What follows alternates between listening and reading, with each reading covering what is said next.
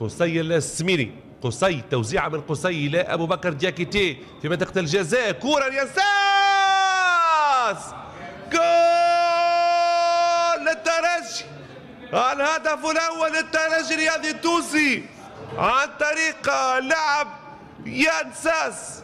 كرة والتمهيد كان من أبو بكر دياكيتي، والبرازيلي ينساس يأتي من الخلف ويضع الكرة في الشباك.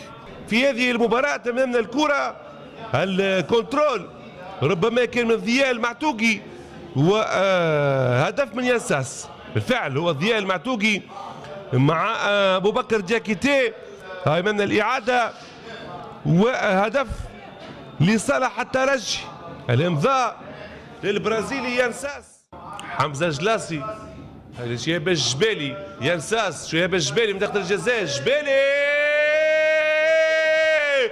والهدف الثاني للترجي، والهدف الثاني للترجي عن طريق ينساس.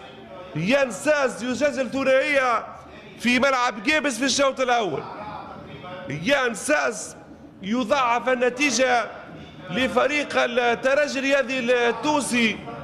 ينساس شهاب الجبالي، وينساس مرة ثانية يضاعف النتيجة 1-2 الكرة. شهاب الجبالي في التمهيد، وينساس يسجل ثاني الأهداف للترجي 2-0.